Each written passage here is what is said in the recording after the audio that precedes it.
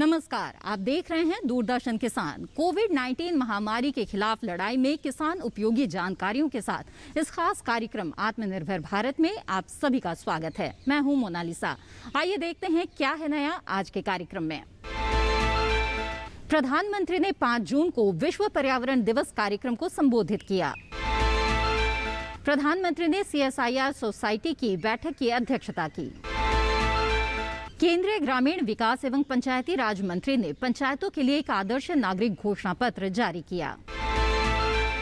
भारत में पिछले 24 घंटों के दौरान कोविड-19 के 1,20,000 दैनिक नए मामले दर्ज किए गए, जो पिछले 58 दिनों में सबसे कम हैं। आइए अब देखते हैं समाचार विस्तार से। प्रधानमंत्री श्री नरेंद्र मोदी ने वीडियो कॉन्फ्रेंसिंग के माध्यम से 5 जून 2021 को विश्व पर्यावरण दिवस कार्यक्रम में भाग लिया। प्रधानमंत्री श्री नरेंद्र मोदी ने वीडियो कॉन्फ्रेंसिंग के माध्यम से 5 जून 2021 को विश्व पर्यावरण दिवस कार्यक्रम में भाग लिया। ये कार्यक्रम पेट्रोलियम एवं प्राकृतिक गैस मंत्रालय और पर्यावरण, वन और जलवायु परिवर्तन मंत्रालय द्वारा संयुक्त रूप से आयोजित किया गया। इस वर्ष के कार्यक्रम का विषय बेहतर पर्यावरण के लिए जैव ईंधन को बढ़ावा देना है। इस कार्यक्रम के दौरान प्रधानमंत्री ने भारत में 2020 से 2025 के दौरान इथेनॉल सम्मिश्रण से संबंधित रोड मैप के बारे में विशेषज्ञ समिति की रिपोर्ट जारी की।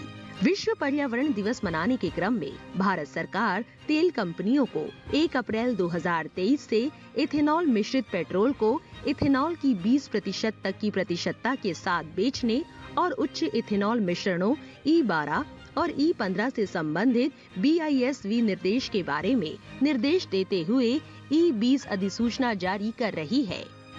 इन प्रयासों से अतिरिक्त इथेनॉल आसवन क्षमता स्थापित करने में सुविधा होगी और देश भर में मिश्रित ईंधन उपलब्ध कराने के लिए समय सीमा प्रदान की जाएगी।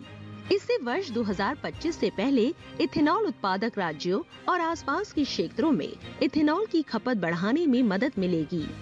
प्रधानमंत्री ने इथेनॉल मिश्रित पेट्रोल और संपीड़ित बायोगैस कार्यक्रमों के तहत किसानों के प्रत्यक्ष अनुभवों के बारे में जानकारी प्राप्त करने के लिए उनसे बातचीत भी की।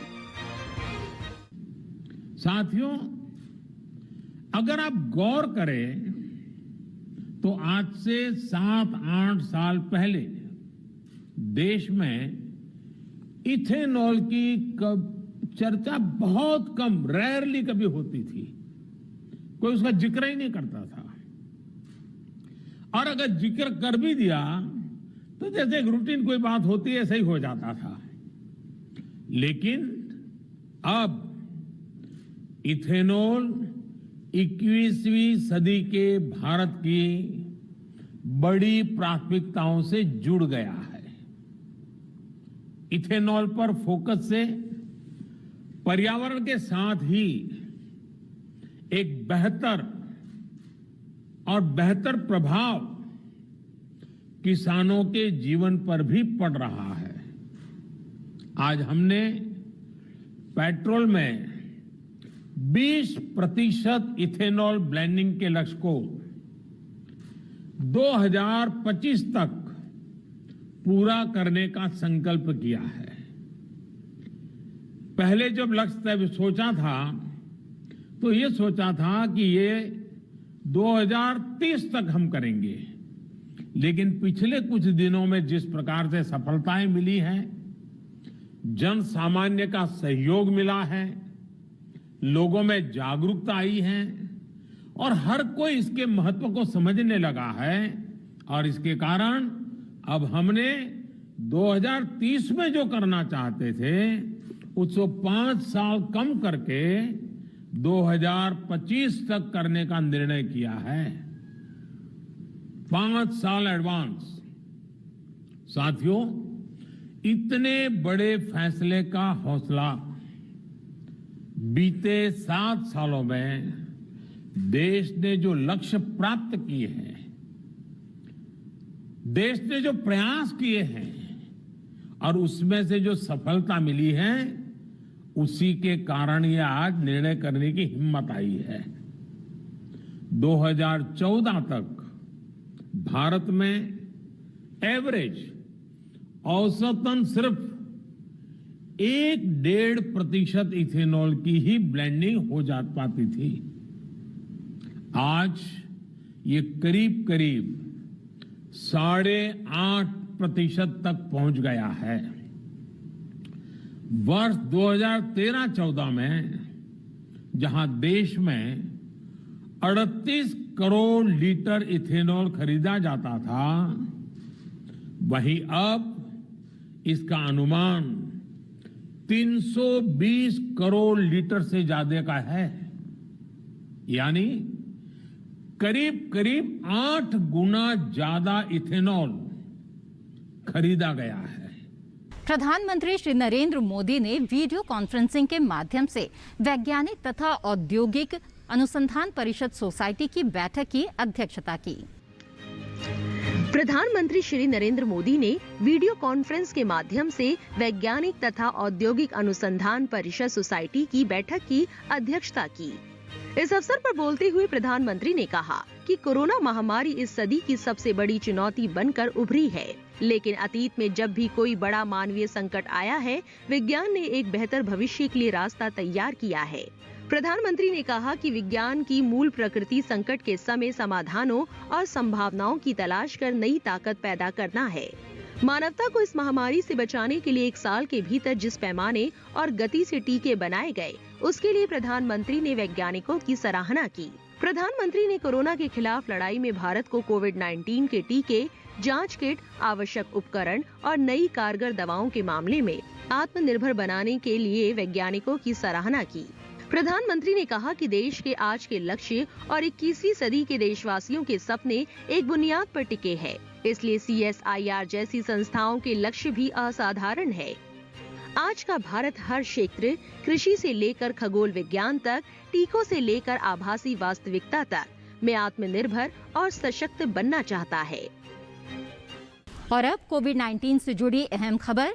भारत में पिछले 24 घंटों के दौरान कोविड-19 के 1,20,000 दैनिक नए मामले दर्ज किए गए, जो पिछले 58 दिनों में सबसे कम है। भारत में पिछले 24 घंटों में 1,20,000 दैनिक नए मामले दर्ज हुए, जो 58 दिनों में सबसे कम है। निरंतर गिरावट के रुझान के साथ भारत के सक्रिय मामले और कम होकर 15,55,248 पर आ गए, जो लगातार 9 दिनों से 2 लाख से कम है। पिछले 24 घंटों में सक्रिय मामलों में 80,745 की कमी। अभी तक देश भर में कोविड संक्रमण से 2,67 लाख से अधिक व्यक्ति रिकवर हो चुके हैं। पिछले 24 घंटों के दौरान 1,97,894 रोगी स्वस्थ हुए। पिछले लगातार 23 दिनों से दैनिक नए मामलों की तुलना में दैनिक रिकवरी अधिक रही। राष्ट्रीय रिकवरी दर में निरंतर स्थिर वृद्धि आज ये 93.38% तक पहुंची। साप्ताहिक पॉजिटिविटी दर वर्तमान में 6.89% है। दैनिक पॉजिटिविटी दर और गिरकर 5.78% तक आई। लगातार 12 दिनों से ये 10% से कम है। जांच क्षमता में उल्लेखनीय वृद्धि के साथ अभी तक कुल 36 करोड़ 1 लाख से अधिक जांचें की जा चुकी है। राष्ट्रव्यापी टीकाकरण अभियान के तहत अभी तक 22 करोड़ 78 लाख टीके लगाए जा चुके हैं। इसी के साथ कार्यक्रम आत्मनिर्भर भारत में वक्त है एक छोटे से ब्रेक का। हम जल्द हाजिर होंगे। आप बने रहें दूरदर्शन किसान पर।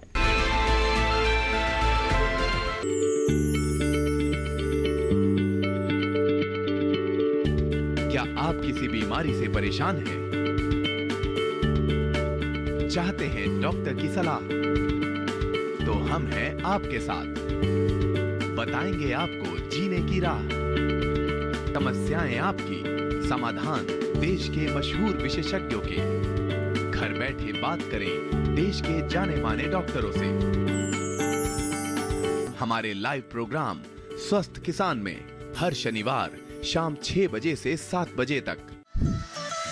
खुशहाल होंगे खेत, पशु रहेंगे स्वस्थ, सरकारी स्कीम का होगा लाभ, जब एक्सपर्ट्स का मिलेगा साथ, आपके सवाल विशेषज्ञों के जवाब, सिर्फ एक फोन कॉल की दूरी पर। देखिए किसानों का अपना प्रोग्राम हेलो किसान, सोमवार से शुक्रवार शाम 6 बजे से सिर्फ दूरदर्शन किसान पर।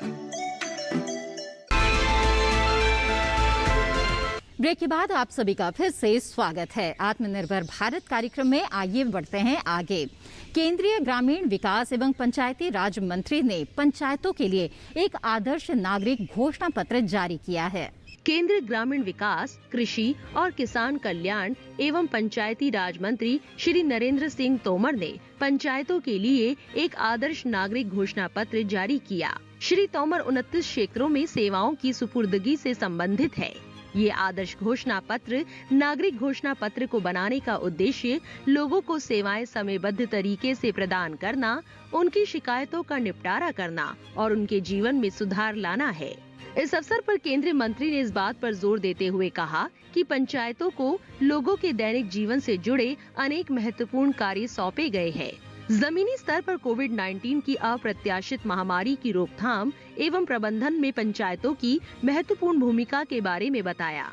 नागरिक घोषणा पत्र को बनाने का उद्देश्य लोगों को सेवाएं समयबद्ध तरीके से प्रदान करना, उनकी शिकायतों का निपटान करना और उनके जीवन में सुधार लाना है। ये घोषणा पत्र जहां एक ओर नागरिकों को उनके अधिकारों के बारे में जागरूक करेगा और दूसरी ओर पंचायतों एवं उनके चुने हुए प्रतिनिधियों को लोगों के प्रति सीधे जवाबदेह बनाएगा। ये आशा की जाती है कि पंचायतें इस फ्रेमवर्क का उपयोग नागरिक घोषणा पत्र बनाने में करेगी और दिनांक 15 अगस्त 2021 तक इसे ग्राम सभा के संकल्प के माध्यम से अंगीकार करेगी। राज्यों से तदनुसार समयबद्ध कार्य योजना तैयार करने का अनुरोध किया गया।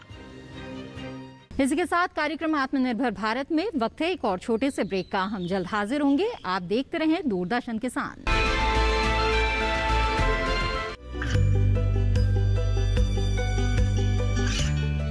गांवों और पिछड़े क्षेत्रों में सरकारी योजनाओं की जानकारी पहुंचा।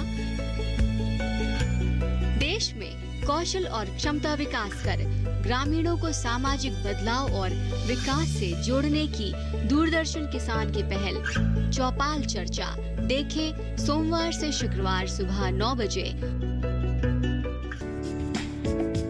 ये कामयाबी है अन्नदाता की। ये कहानी है खेत और खलिहानों की। कैसे करें अपने पशुओं की देखभाल, जानिए गांव-गांव के किसानों का हाल। देखिए गांव किसान सोमवार से शुक्रवार दोपहर 12 बजे सिर्फ डीडी किसान पर। ब्रेक के बाद आप सभी का फिर से स्वागत है कार्यक्रम आत्मनिर्भर भारत में। भारतीय कृषि अनुसंधान संस्थान के निदेशक डॉक्टर ए.के. सिंह ने विश्व पर्यावरण दिवस के मौके पर क्या खास जानकारी दी, आइए देखते हैं। विश्व पर्यावरण दिवस के अवसर पर मैं आप लोगों को हार्दिक शुभकामना देता हूं। जैसा कि आप जानते हैं, पूरे विश्व में 5 जून को विश्व पर्यावरण दिवस के रूप में मनाया जाता है। सन 2021 से लेकर के 30 का जो दशक है उसको इकोसिस्टम रेस्टोरेशन दशक के रूप में मनाया जा रहा है। और इस वर्ष विश्व पर्यावरण दिवस का जो मुख्य केंद्र बिंदु है वह है री इमेजिन, रिक्रिएट एंड रिस्टोर। किस प्रकार से आप अपने पर्यावरण को पुनर्स्थापित कर सकते हैं। जो विविधता पर्यावरण के अंदर थी उसमें से कुछ का क्षरण हो गया है, उसको दोबारा किस प्रकार से पुनर्स्थापित कर सकते हैं, इसके ऊपर जोर देना है। आज संस्थान के अंदर हम लोगों ने वृक्षारोपण का कार्यक्रम किया था। माननीय प्रधानमंत्री जी ने 11 बजे राष्ट्र को संबोधित किया था इस विषय के ऊपर, और उसमें उन्होंने एक बात के ऊपर विशेष रूप से जोर दिया कि आगे आने वाले सन 2023 1 अप्रैल से जो बायो इथेनॉल का करीब 20% हिस्सा जो है पेट्रोल में फ्यूल के रूप में मिलाया जाएगा। तो इसके लिए कृषि क्षेत्र का बहुत बड़ा योगदान इसमें आगे होने वाला है बायो इथेनॉल के प्रोडक्शन में। खासकर हमारी जो धान की पराली होती है उससे बायो इथेनॉल प्रोडक्शन किया जा सकता है। देश में करीब करीब 170 मिलियन टन पराली होती है और उसमें काफ़ी मात्रा में आग लगाई जाती है।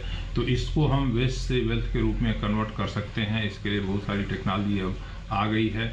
कई सारी फैक्ट्रीज पंजाब में, हरियाणा में लगी हैं और इस दिशा में बहुत अच्छा कार्य शुरू हुआ है। इसके साथ साथ मक्का एक फसल है जिसमें बायो इथेनॉल प्रोडक्शन के लिए बहुत बड़ी संभावना है। मक्के में हमारी 3 तरह की किस्में होती हैं। एक वैक्सीकॉर्न होता है, वैक्सीकॉर्न के अंदर बायो इथेनॉल की मात्रा ज़्यादा होती है। उसी तरह से स्वीट कॉर्न होता है, तो स्वीट कॉर्न के पूरे पौधे से जब वो हरी अवस्था में होता है उसमें से बायोइथेनॉल का प्रोडक्शन हम कर सकते हैं। जैसा कि आप जानते हैं मक्के का जो तना होता है उसके अंदर लिग्निन पाया जाता है और लिग्निन के कुछ ऐसे प्रजातियां मक्के की हैं जिनमें कि लिग्निन की मात्रा कम पाई जाती है और उनसे बायोइथेनॉल की मात्रा और बढ़ जाती है। तो इस प्रकार से तीनों स्रोतों से मक्के से हम बायोइथेनॉल बना सकते हैं। और गन्ने से तो आप जानते हैं गन्ने से शुगर केन के द्वारा बायोइथेनॉल के प्रोडक्शन की काफ़ी संभावना है। तो कृषि के क्षेत्र में इन नई विधाओं पर हम लोग कार्य करेंगे संस्थान में भी, ताकि जो आगे आने वाली आवश्यकता होगी 20% ब्लेंडिंग की उसको हम पूरा कर सकें और किसानों को इस विविधीकरण से अधिक लाभ प्राप्त हो सके। खेती किसानी से जुड़ी अहम जानकारियों के लिए आप YouTube में पूसा समाचार भी देख सकते हैं और ये कई भाषाओं में उपलब्ध है। आइए पूसा समाचार के बारे में और ज्यादा जानते हैं इस रिपोर्ट के जरिए।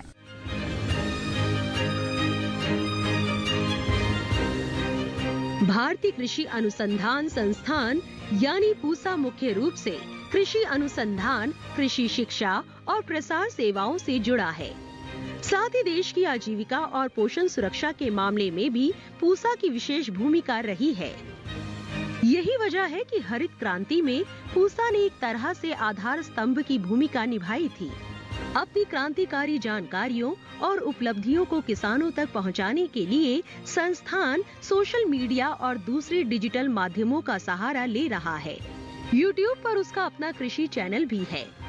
इसी चैनल पर हर शनिवार को शाम 7 बजे कृषि बुलेटिन पूसा समाचार प्रसारित किया जा रहा है। इसमें किसानों को कृषि क्षेत्र की उन्नत तकनीकियों, नवाचारों, कृषि सलाह और मौसम पूर्वानुमान की जानकारी दी जा रही है। किसानों के अलावा ग्रामीण युवा, कृषि कार्यों से जुड़ी महिलाएं, कृषि में शिक्षा प्राप्त कर रहे छात्र और प्रसार सेवाओं में लगे लोग भी इसका लाभ ले सकते हैं। हिंदी के अलावा तमिल, तेलुगु, कन्नड़, उड़िया और बंगाली जैसी 5 क्षेत्रीय भाषाओं में भी हर 15 दिन में ये बुलेटिन प्रसारित किया जा रहा है। आप भी IARI के YouTube चैनल को सब्सक्राइब जरूर करें। हर साल 5 जून को विश्व पर्यावरण दिवस मनाया जाता है और इस वर्ष के कार्यक्रम का विषय है बेहतर पर्यावरण के लिए जैव ईंधन को बढ़ावा देना। विश्व पर्यावरण दिवस के मौके पर आइए देखते हैं डॉक्टर मनोज पटेरिया से खास मुलाकात।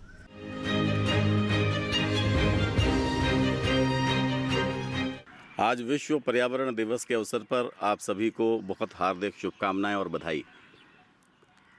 सन 1972 में पहली बार यूनाइटेड नेशंस ने विश्व पर्यावरण दिवस की संकल्पना रखी थी और उसके बाद 1974 से विधिवत रूप से पूरी दुनिया में विश्व पर्यावरण दिवस मनाया जाने लगा।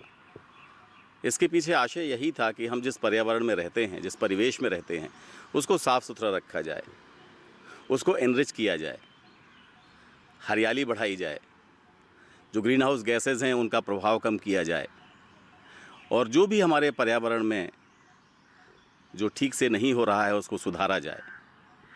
और जब हम पर्यावरण की बात करते हैं तो केवल हरियाली और वृक्षों की बात नहीं होती, एक सामाजिक पर्यावरण की बात भी होती है और एक मानसिक पर्यावरण की बात भी होती है। तो ये सभी तरह के पर्यावरण हमारे इकोसिस्टम का हिस्सा हैं और जो हमारा इकोसिस्टम है वो पिछले दिनों बहुत बर्बाद हुआ है। चाहे हमारी नदियाँ हों, चाहे हमारे समुद्र हों, चाहे हमारी हवा हो, मिट्टी हो, पानी हो। यही विषय है इस वर्ष के विश्व पर्यावरण दिवस का 2021 का, रेस्टोरिंग इकोसिस्टम्स। जो इकोसिस्टम है उसको फिर से पुनर्जीवित करना, फिर से वैसा ही बनाना जैसा उसको होना चाहिए प्राकृतिक रूप से, जिसमें वो सभी चीज़ें जो मैंने बताई हैं सभी उसमें शामिल हैं। हर वर्ष अब यूनाइटेड नेशंस की ओर से एक देश को नॉमिनेट किया जाता है। वो देश एक नोडल देश होता है। भारत भी वो नोडल देश रह चुका है जो पूरी दुनिया के बिहाफ पर विश्व पर्यावरण दिवस को एक नोडल देश के रूप में मनाता है। मैं कहना चाहूँगा कि सभी विद्यार्थियों को, सभी टीचर्स को, सभी हमारे दर्शकों को एक बार पेपर मिल ज़रूर देखनी चाहिए।